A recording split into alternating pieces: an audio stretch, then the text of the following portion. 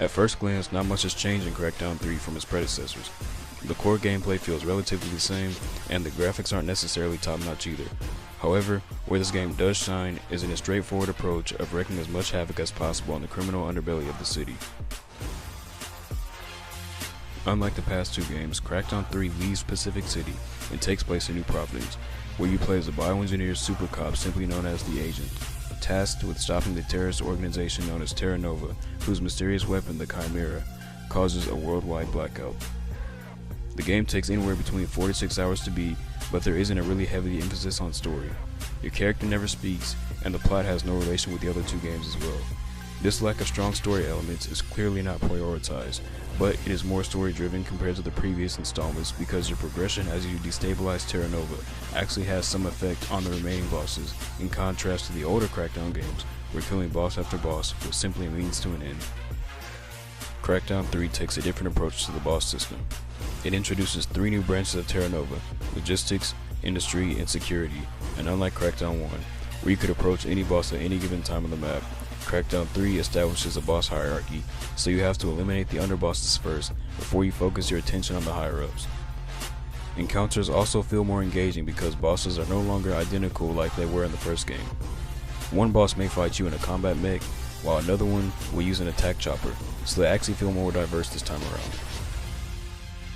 The map of New Providence is undoubtedly bigger than Pacific City, with the new city being divided into several districts, each of which look different from the other. For instance, the southwestern outskirts are where the slums are, but the more inland you go, the buildings favor a more futuristic design, with industrial factories, chemical plants, and security facilities sprinkled throughout. I did have some concerns when I heard the game would be playable in 4K with cel-shaded textures, but the renders actually look impressive. The only downside is that I wasn't a big fan of the cutscenes though, because most of these are illustrated panels, leaving rendered ones few and far between. However, I did appreciate how well the game performed. In Crackdown 1, I used mostly explosives, which quickly resulted in a significant FPS drop, but this is not an issue in the new game.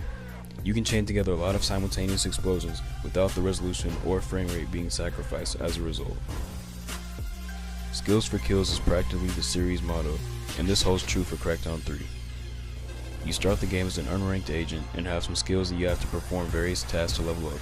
These main skills are agility, so your running speed and jump height, firearms or weapon damage, explosives, an indication of your explosive weapon and grenade damage, strength, a meter of your max weightlifting potential and punching force, and driving, which grants you access to your personalized supercar.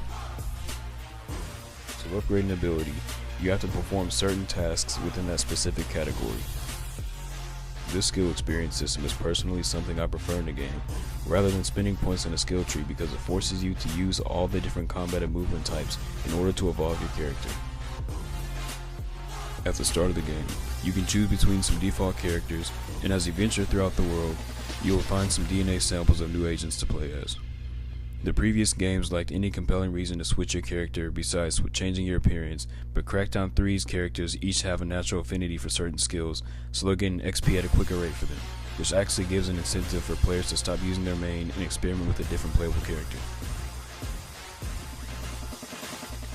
One of the big changes in Crackdown 3 is the jetpack. You get this within the first few minutes of the game, and it really changes how you move around.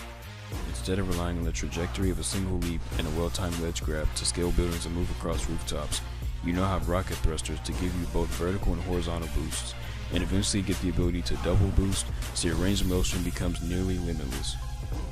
There are also new weapon and grenade types as well. Your arsenal now has normal firearms and explosives, energy base, and explosive weapons as well. Each of these weapons have their own damage, range, rate of fire, splash damage, and more, so there are some RPG traits present in this game. The Agency Supercar has been an iconic vehicle in Crackdown since its debut in Crackdown 1. The main feature was its ability to transform in response to your current vehicular level. In the first Crackdown, you had one that was more or less a Batmobile at max rank, outfitted with the latest tech that allowed you to race across the city in an instant, and also came with some Gatling guns on the side.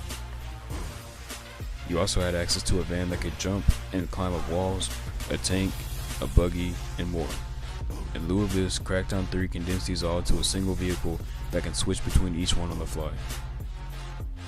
And even better, You can call this car from almost anywhere on the map, much like you could with the Batmobile and the Batman Arkham Knight game. And last but not least, there's the Wrecking Zone, the multiplayer that Microsoft hyped up as one of the game's greatest selling points. According to the developers, it was supposed to feature a completely destructible cloud-based environment, though this promise all but fell through because it had to be downgraded due to limitations with the cloud, and was a major reason why the game was pushed back so many times. This prompted many fans to unofficially rename this game Crackdown, mainly for being unable to do what Just Cause, Rainbow Six, Red Faction, or even Minecraft let players do in regards to unscripted level destruction. I did notice this in my multiplayer experience, however, the matches are so fast paced and hectic that you won't really have time to dwell on this fact for long. Pretty much how PvP works is that you can hardlock onto enemies, but when you do, it displays a red aim line that both you and your target can see, so they can react by returning fire, though not the smartest option, or they can evade incoming fire by taking refuge behind walls to mount a counterattack. However, the pursuer can destroy these walls, so it's really a game of cat and mouse until you have to reload. That's when you're most open, so the roles switch over and over until one of you die. Though this might sound a bit difficult, after playing a few matches, it becomes more muscle memory and instinct, so it's easier to get the hang of. And in my case, every match I played, even if my team lost, I always ended up in first place, so it's not too tough to master. And it's also a plus that you start the multiplayer as a fully maxed agent, as opposed to having to level up from scratch, because that would give veterans a clear advantage over newcomers. My opinion of Crackdown 3 is this: if you like the first or second game, you'll most likely like this one. Microsoft took the formula for the first game and updated it with some new bells and whistles, but it really boils down to your interest in the series. It's only a shame that the release was pushed back from 2016 to this year 2019 due to several complications and issues. I wouldn't exactly call this the king of open world sandboxes, but there is a lot to do in the world. And this is even more fun if you play with a friend to cause even greater chaos. Had the story been more developed, this could have been a great contender for my top 3 Xbox One exclusives, and the multiplayer is also fun to play, but I don't really see there being much replayability. And though there are some alternatives such as Just Cause or Prototype that puts you in control of a destructive superhuman, Crackdown's carved out a niche of its own. The game is distinctive in its comic book art style, incredible abilities that are unrealistic but not too outlandish, and state-of-the-art tools at your disposal. And though story elements are not very prominent, the appeal lies in its traversal and the fact that your mayhem against Terra Nova knows no bounds.